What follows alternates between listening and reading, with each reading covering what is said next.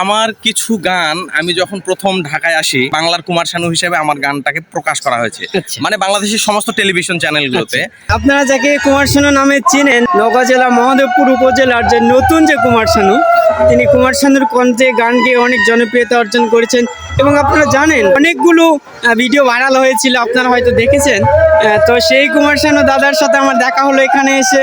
তো দাদাকে আমি অনুরোধ করব যে আপনাদের উদ্দেশ্যে যেন 2 লাইন একটা গান গেয়ে শোনাতে পারেন।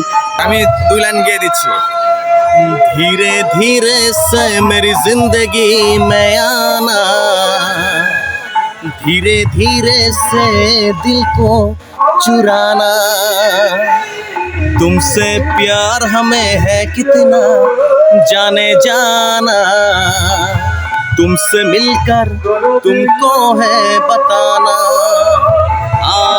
धीरे धीरे से मेरी जिंदगी में आना, धीरे धीरे से दिल को चुराना। আমার কিছু গান আমি যখন প্রথম ঢাকায় আসি, একটা গান করার পর এমন ভাবে ভাইরাল হয়ে গেছে সেটাকে মানে বাংলাদেশের সমস্ত টেলিভিশন চ্যানেলগুলোতে। তো তারপরে অনেক গণমাধ্যমে আসার পরে অনেক বিখ্যাত বিখ্যাত গীতিকার সুরকারদের সান্নিধ্য আমি পাই। তার মধ্যে একজন হচ্ছে মিল্টন খন্দকার স্যার। উনি আমার একটা অ্যালবাম করতেছেন এবং অলরেডি কিছু কাজ হয়ে গেছে, একটা গান প্রকাশ হয়েছে এবং আর একটা গান ঈদে আসবে।